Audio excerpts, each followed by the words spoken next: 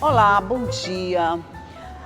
A lei aprovada pela Câmara Federal que pune os abusos, seria uma lei anti-abuso, qualquer nome que se dê, está causando muita polêmica até agora. Ela já foi enviada para a sanção presidencial, mas até agora ainda existem muitas mobilizações no sentido de vetar parcialmente, vetar totalmente, sancionar. A gente vai esperar para ver o que acontece. Mas enquanto a gente espera, a gente conversa a respeito. E é isso que nós vamos fazer na manhã de hoje, porque quem veio tomar café comigo foi o doutor Ângelo Santos, que é presidente da Associação dos Magistrados do Maranhão. Bom dia, doutor Ângelo. Bom dia, Elda. Vamos conversar sobre essa lei que pune os abusos de autoridade. O que na verdade é um abuso de autoridade? O que a lei está tentando e que de certa forma estamos nos posicionando de forma contrária a essa lei, é porque ela vai possibilitar criminalizar o exercício de funções essenciais, principalmente da magistratura, do Ministério Público e das polícias. Eu falo o exercício de funções essenciais, funções do dia a dia forense, como analisar as prisões, analisar o relaxamento de prisões, decretar ou permitir uma condução coercitiva. Então, o dia a dia forense, o dia a dia das atividades do juiz, que eu citei agora, bem como de policiais, no caso de submeter ao uso de algemas, ou da investigação, no caso dos policiais do Ministério Público, isso tudo está inserido na lei de uma forma muito aberta e por isso nós estamos nos posicionando de forma contrária a essa lei. Esse uso de algemas, esse eu acho que é um ponto assim bem polêmico. De alguma forma ele não pode estar sendo mesmo usado, eu não estou fazendo defesa de nada, nem Certo, de ninguém, claro. nem tenho procuração para isso. Mas ele não pode estar sendo usado de uma forma de punir, de fazer imagem negativa de determinadas pessoas. Por exemplo, quando coloca algema em alguém que não tem a mínima intenção de fugir, que nunca demonstrou nenhuma má vontade com relação àquele processo, não é uma ação que pode ser contestada? O que foi colocado na lei, Elda, em relação a submeter ao uso de algemas, o problema é o uso muito aberto, o termo muito aberto utilizado na lei, que é quando manifestamente não houver resistência à prisão, à internação, à apreensão. Isso. Esse uso manifestamente, quando não houver manifestamente resistência, ele fica muito aberto. O que é manifestamente não houver resistência? O que para a gente, os leigos da área de segurança, pode ser algo que é manifestamente tranquilo, aquele determinado... A gente que está olhando aqui de fora. Diferente do olhar daquele que está preparado no sistema de segurança. Então, o olhar dele é um olhar muito mais rigoroso, muito mais preparado.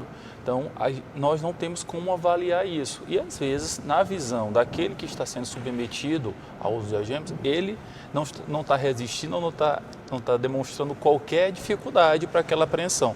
Mas, na visão daquele que está cumprindo a ordem, tem alguns casos que ele tem que agir dessa forma. Então, o grande problema que a gente entende é que a lei está deixando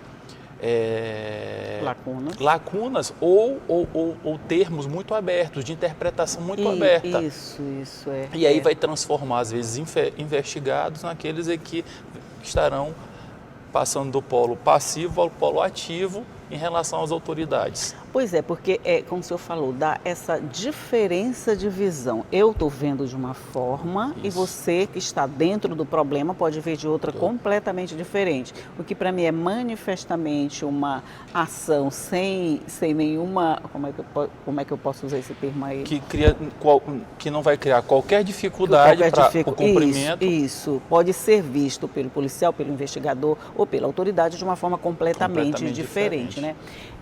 Eu acho que vai assim em quase todos os pontos, né? Essa questão de ponto de vista, de que para quem está lidando com a situação é uma coisa, para quem está vendo a situação é outra. Mesmo assim, eu vi uma manifestação do ministro Gilmar Mendes, quando ele diz que, de alguma forma, a situação precisava de um freio, que estava acontecendo muito abuso de autoridade e que, por isso, precisava de alguma coisa que tornasse um pouco mais, vamos dizer, dentro de determinados parâmetros aquela situação. O senhor concorda com isso? Em alguns casos pode ter havido excesso de poder, abuso de poder? A legislação atual sobre abuso de autoridade, ela é de 65. Então, ela precisa sim de uma atualização, e nós não nos contrapomos com ele e concordamos com isso. Mas não nos termos em que elas estão sendo colocadas. Nós estamos com 3 projetos. Esse é um dos projetos. Existem outros 2 projetos tramitando no Congresso Nacional com esse mesmo viés. E a gente observa que eles foram iniciados quase todos em 2017, sendo que um deles partiu, na verdade, da iniciativa popular com mais de 2 milhões de assinaturas, que era aquele projeto das 10 medidas contra a corrupção, e que acabou sendo transformada em uma lei, ou seja, o viés foi totalmente mudado, totalmente a intenção da população era uma e foi mudada no Congresso Nacional. Então, o que eu entendo é que a lei precisa ser atualizada, ela precisa ser debatida, ela precisa ter uma nova roupagem, porque 65 para cá, muito tempo. Isso. Já mudaram os costumes, já mudaram muitas coisas. Mas os termos como elas estão colocados vai inviabilizar, vai criminalizar o dia a dia forense, o dia a dia do juiz, dos membros do Ministério Público e da polícia, porque tem atos ali que analisar a prisão, o que é decretar uma prisão, por exemplo, manifestamente ilegal. Para o magistrado, ele vai analisar as hipóteses e vai dizer assim, aqui é cabível a prisão e vai decretar a prisão. Mas para aquele que está recebendo a ordem de prisão, em regra, ele vai entender que é manifestamente ilegal aquela ordem de prisão contra a pessoa. E a lei diz que caso o Ministério Público não ingresse no prazo legal, aquele em que a pessoa que sofreu ou que entende ter sofrido pode ingressar com a medida contra a autoridade, ou seja, no aspecto prático, o processo vai estar correndo, vai estar seguindo e pode ter dentro do mesmo processo inúmeros processos que contra aquele processo inicial, né? E o que isso pode trazer para o dia a dia forense, para o dia a dia do policial, do advogado, do promotor, do procurador?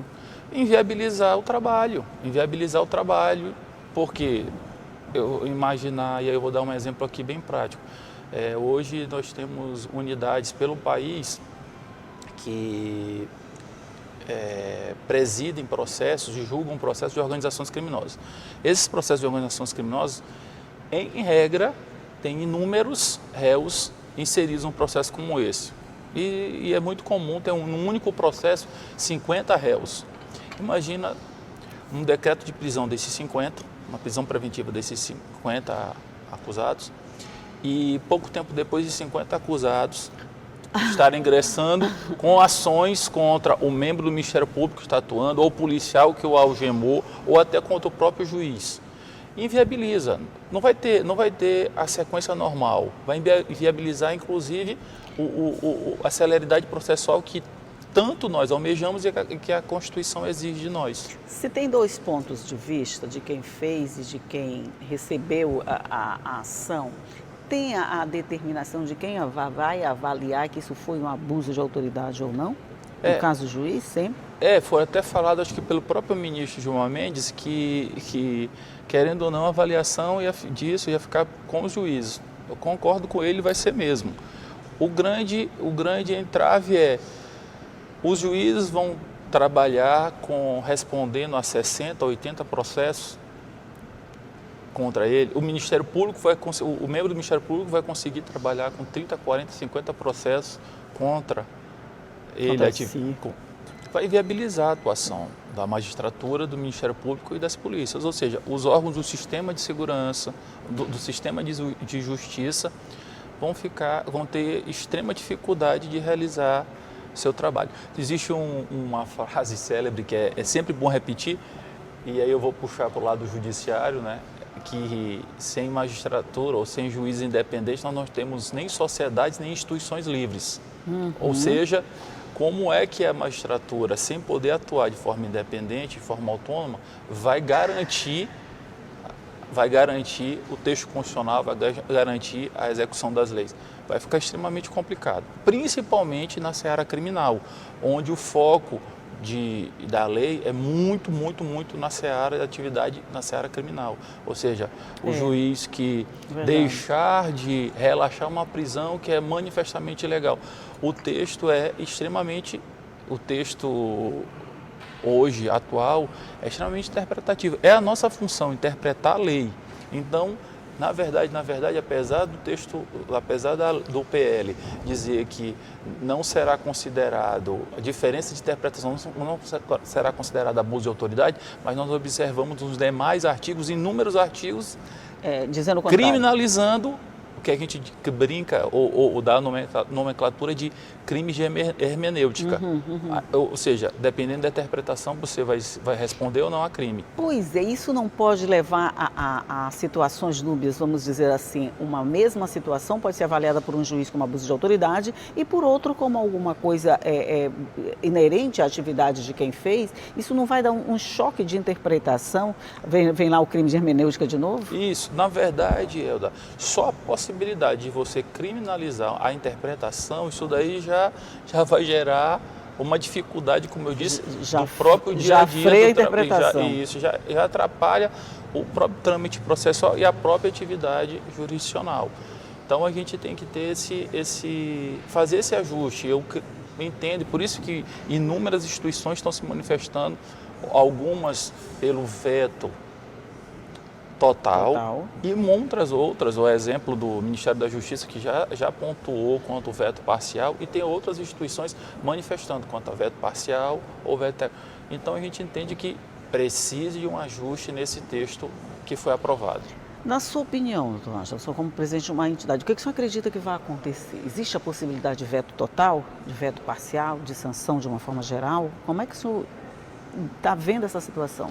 O que a gente tem observado é que o próprio presidente da República já falou, já manifestou em algumas situações recentemente que vai ter veto. Eu entendo que ele pode vetar alguns pontos, até porque o Ministério da Justiça já se manifestou quanto ao veto parcial, alguns artigos, em torno de 9, 10 artigos, eu não me recordo agora o que foi apontado. Então, estou entendendo pelo veto parcial de alguns artigos, sim. Agora, a gente sabe também que o veto volta a ser submetido ao crivo do Legislativo. Volta para o plenário. Então, a gente não sabe se o veto parcial ou até o veto integral, se ele vai ser mantido pelo Congresso Nacional. Pois é, porque depois do veto, o plenário da Câmara pode decidir derrubar o veto, por exemplo, né? Isso. E aí, depois de derrubar o veto, não tem mais o que fazer. E em relação ao veto integral, é uma análise única, ou você manter ou não manter o veto. Em relação ao veto parcial, não. Aí o Legislativo vai ter que analisar artigo por artigo apontado. Caso a caso, caso verdade. A caso. Caso a caso. E aí, essa mobilização, tem pouco tempo, acho que o senhor falou até iníciozinho de setembro, né? O prazo, o último prazo de análise que o presidente tem para dar uma resposta é o dia 5 de setembro. 5 de setembro? Meu Deus, está muito perto. Está muito perto. Enquanto isso, como fica a mobilização? Vocês vão continuar se mobilizando? Já tem mobilização nesse sentido, né? Isso. Hoje já tem mobilização em Brasília, né? Uma mobilização nacional, e alguns estados já estão mobilizando. Inclusive, aqui em São Luís deve ter uma mobilização na sexta-feira, com várias entidades participando. Certo. Dentro desse projeto todo, desse conteúdo todo, tem algum ponto que o senhor considera, que vocês considerem mais grave, que pode de alguma forma atrapalhar um pouquinho mais o dia a dia do trabalho? O que na sua opinião pode ser mais grave se aprovado? Eu acho que, por exemplo, essa situação da análise de prisões, eu acho que é muito grave. A situação da condução coercitiva, que fala manifestamente descabida. É um termo muito, mas muito aberto. Decretar decretar a condução coercitiva quando manifestamente descabida. É tipo manifestamente sem intenção de... Da algema, a questão da algema. Mas da algema eu acho que ele ainda fala em manifestamente, quando manifestamente não houver resistência. Ainda usa um termo. Mas descabida é um termo muito, mas muito aberto. Como é que a gente vai dizer? O que é descabido? fazendo uma analogia, na sua seara, é a mesma coisa de falar assim para um jornalista, um comunicador, olha, realizar entrevista com perguntas manifestamente descabidas. Pena de 1 a 4 anos. Agora complicou. Pergunta para o entrevistador, se ele está fazendo a pergunta é porque ele entende que é uma pergunta cabível. Só que aquele que está escutando nem sempre entende que a pergunta é uma pergunta pertinente, certo? Ele pode, por exemplo, ele pode achar que aquela pergunta foi feita com o intuito o decreto dele... de uma condução coercitiva que é manifestamente descabida, quase sempre aquele que recebe a ordem de uma condução coercitiva vai entender que ela foi descabida, porque se chamasse, enfim, tem esse termo. A situação das algemas é muito complicado, porque, como eu disse, a visão dos setores de segurança, eles são treinados e preparados para isso, então eles têm uma análise, uma visão totalmente diferente. Nós não temos esse preparo para dizer se ele oferece ou não resistência, nós não temos esse preparo. Com relação à prisão, à prisão coercitiva, é assim que condução coercitiva, o senhor acha um pouco mais grave do que o uso de algemas? Ela está mais solta, vamos dizer assim? Eu falo por causa do termo, Elda. Tal do descabido. Isso, termo descabido. Mas é por conta que a condução coercitiva é mais voltada para a atividade do magistrado, enquanto a algema a atividade do policial, né? Aqui me diz também que o texto prevê que a autoridade possa ser punida com 6 a 2 anos de prisão, além de multas, além de várias outras coisas. Essas penas, como é que elas estão sendo avaliadas por vocês? Quer dizer, não é só deixar de fazer, é ter penalidade se fizer. Sim. Como é que essa questão está sendo vista? Porque só responder a esse crime, ficar respondendo a vários crimes, eu entendo que já vai inviabilizar a atividade. Certo? A possibilidade de você, numa análise de um decreto prisional, ou vem um pedido de prisão, você analisar e você ter o crivo de que aquela análise pode Só um minutinho, como a gente conversou muito, o senhor quase não tomou, deixou esquentar o nosso café. Pois não. Vamos lá. Muito obrigado. Só essa análise de você observar se os requisitos da lei estão cumpridos quanto ao decreto de uma prisão e você saber que aquele decreto de prisão pode gerar um processo contra você por uma análise interpretativa, então, como eu disse, eu estou até sendo repetitivo, vai inviabilizar a atividade jurisdicional. Agora, em relação às penas, você só responder, imagina você ser condenado por uma autoridade, ser condenado, então isso daí pode gerar, e se vier confirmar, a perda da função. Então, isso tudo é muito drástico, muito drástico. Pode gerar perda da função, não pode? Isso, pode gerar. Então, isso tudo é muito drástico para as autoridades. Ou seja, o combate, e hoje é o que eu falei no início, a população apontou quando fez foram quase 2 milhões de assinaturas daquele projeto de iniciativa popular das 10 medidas contra a corrupção. Então a população apontou um anseio. Qual foi o anseio da população? Olha, nós precisamos combater no geral criminalidade, corrupção, nós queremos um combate mais efetivo. Isso, de certa forma, tem acontecido. O projeto, a gente está entendendo que vai na contramão do anseio popular.